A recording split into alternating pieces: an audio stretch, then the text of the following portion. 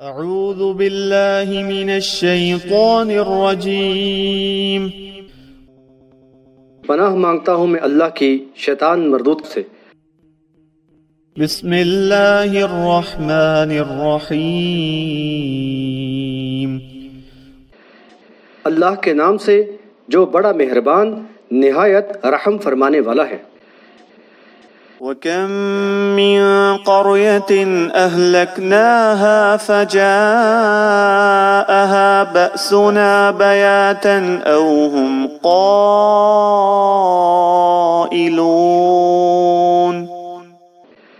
اور کتنی ہی بستیاں ہم نے تباہ کر دیں، ان پر ہمارا عذاب رات کے وقت آیا یا دوپہر کے وقت، جب ان بستیوں کے باسی آرام کر رہے تھے۔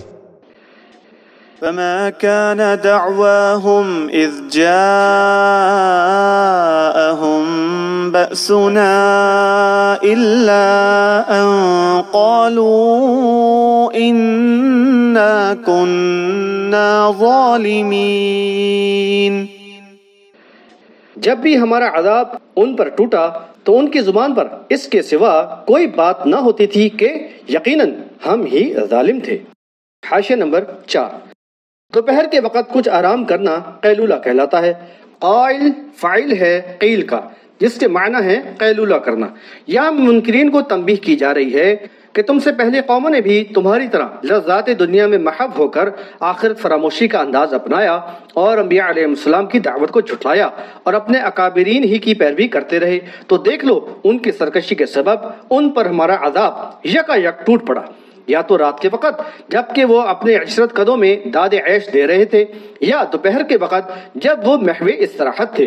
اللہ کی دی ہوئی عقل و دانش پر تکبر و تمرد اور معاشرے میں بڑائی کے نشے نے انہیں یوم حساب کی پیشی سے غافل رکھا، اور انہوں نے اپنی ذہانت اور اللہ کی عطا کردہ وسائل کو حق کی مخالفت میں ہی استعمال کیا۔ لوگوں میں ان کو جو اثر و رسوخ حاصل تھا اسے ڈھال بنا کر وہ خود ساختہ تعویلات کے ذریعے باطل کو حق اور حق کو باطل ثابت کرنے میں اپنی توانائیاں لگاتے رہے۔ اس خود فراموشی کے عالم میں رہتے ہوئے انہوں نے مدت امتحان کو گنوا دیا، یہاں تک کہ اللہ کے عذاب کی تہلکہ خیزی نے ان کے شعور و احساس کو بیدار کیا، اور وہ بے ساختہ پکار اٹھے کہ واقعی ہم ظالم تھے، کہ تمام دلائل و شواہد سے منہ پھیر کر ہم نے اس حقیقت کو جھٹلا دیا۔ لیکن وقت گزرنے کے بعد آنکھیں کھلی تو اس وقت اعتراف حق اور ایمان لانا ان کے لیے قطعاً نفع بخش نہ ہوا، اور حسرت و یاس کے سوا انہیں کچھ حاصل نہ ہوا۔ اس طرح اس قوم کو واضح کیا گیا کہ ان قوموں کے عبرتناک واقعات سے سبق سیکھیں، ورنہ ویسے ہی صورتحال سے دوچار ہونے کے لیے تیار رہیں۔ فَلَنَسْأَلَنَّ الَّذِينَ أُرْسِلَ إِلَيْهِمْ وَلَنَسْأَلَنَّ الْمُرْسَلِينَ۔ پس ہم ان لوگوں سے ضرور پوچھیں گے جن کی طرف رسول بھیجے گئے، اور رسولوں سے بھی پوچھیں گے۔ فَلَنَقُصَّنَّ عَلَيْهِمْ بِعِلْمٍ وَمَا كُنَّا غَائِبِينَ۔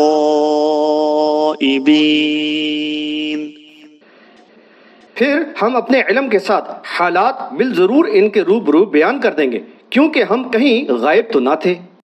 حاشیہ نمبر 5۔ یوم حساب باز پرس اور جواب طلبی کا ذکر قرآن میں متعدد مقامات پر کیا گیا ہے۔ اللہ تعالیٰ انسانوں کی ہدایت کے لیے انبیاء علیہ السلام کو مبعوث فرماتا رہا ہے، جنہوں نے اپنی اپنی قوم کو خالص الہ واحد کی بندگی اور دین اسلام کی پیروی کی دعوت دی۔ کچھ لوگوں نے دعوت کو قبول کر کے ایمان کا اقرار کر لیا، لیکن بعد میں بگاڑ آیا اور آخرت سے بے پرواہ احبار و رہبان نے اللہ و رسول پر ایمان کے دعوے کے باوجود گمراہی کو ترجیح دی، اور لوگوں پر اپنا خود ساختہ دین جو کفر و شرک اور بدعات و رسومات پر مشتمل تھا مسلط کر دیا۔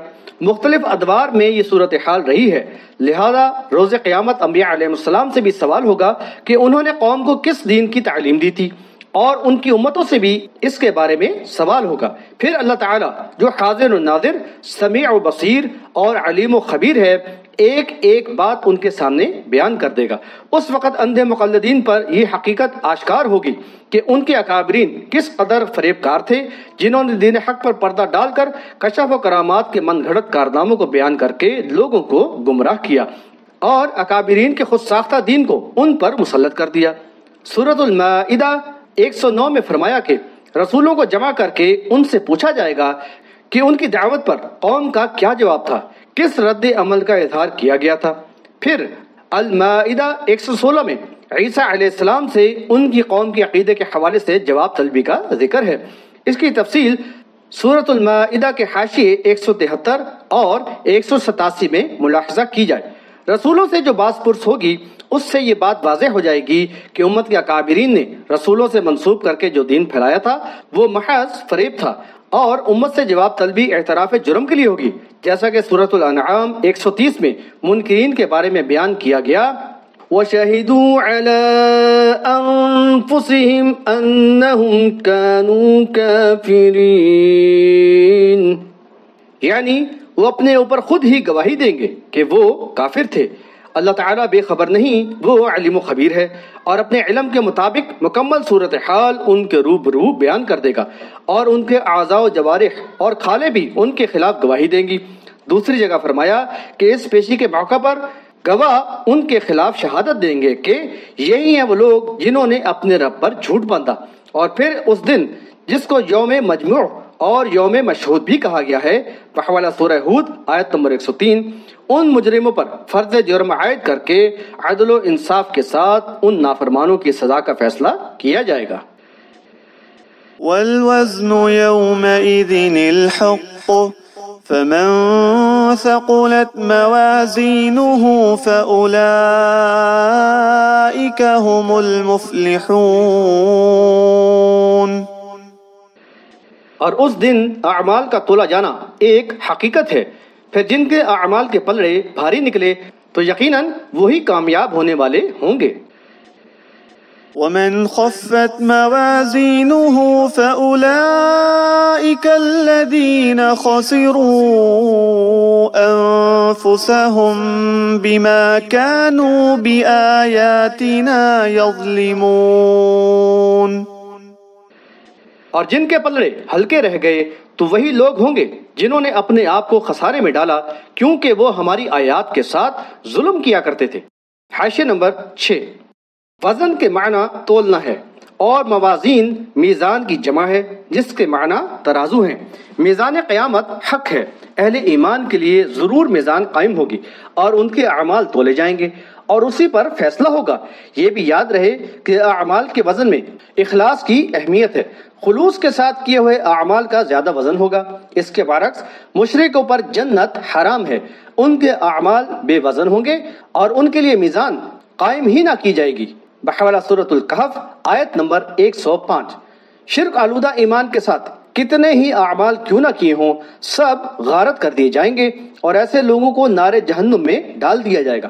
بحوالہ سورۃ الغاشیہ آیات نمبر 3 اور 4۔ دوسری جگہ فرمایا کہ ہم ان یعنی کفار کے اعمال کی طرف بڑھیں گے اور انہیں غبار کر کے پراگندہ ذرات بنا دیں گے۔ بحوالہ سورۃ الفرقان آیت نمبر 23۔ شرک سے پاک اہل ایمان میں جن کے نیکیوں کے پلڑے بھاری ہوں گے ان کو جنت کی دائمی نعمتوں کا مستحق ٹھہرا دیا جائے گا، اور جن کے یہ پلڑے ہلکے رہے یعنی برائیوں اور گناہوں کا وزن نیکیوں کے مقابلے میں زیادہ رہا، ان کو کچھ مدت کے لیے جہنم میں ڈال دیا جائے گا۔ پھر جب اللہ چاہے گا ان کو گناہوں سے پاک کر کے جنت کی نعمتوں سے نوازے گا۔ لازم ہے کہ ایمان کی نعمت پانے کے بعد اس کی قدر کریں، کتاب اللہ کے احکامات کی روشنی میں اللہ کی اطاعت کرتے ہوئے تقوی کے ساتھ زندگی گزاریں اور عذاب جہنم سے جسم و جان کو بچائیں۔ ایمان لانے کے بعد اس نعمت کی ناقدری کرنا اور اللہ کے احکامات سے روگردانی کرنا کتاب اللہ کی آیات کے ساتھ ظلم کرنے کے ہی مترادف ہے۔ وَلَقَدْ مَكَّنَّاكُمْ فِي الْأَرْضِ وَجَعَلْنَا لَكُمْ فِيهَا مَعَايِشَ قَلِيلًا مَا تَشْكُرُونَ۔ ہم نے ہی تمہیں زمین میں آباد کیا اور یہاں تمہارے لیے سامان زیز فراہم کیا، لیکن تم کم ہی شکر ادا کرتے ہو۔ حاشیہ نمبر 7۔ اللہ تعالیٰ نے وسائل حیات سے آراستہ دنیا میں انسان کو بھیجا اور زمین میں آباد کر کے بیش بہا نعمتیں عطا فرمائیں۔ ان میں ایک ایک چیز بے انتہا قدر و قیمت والی ہے۔ ہوا اور پانی پر ہی غور کر لیں تو اللہ کی دی ہوئی نعمتوں کا اندازہ ہو جائے۔ اسی طرح موسم سرما میں دھوپ اور موسم گرما میں ٹھنڈی چھاؤں کیسی بڑی نعمت محسوس ہوتی ہے۔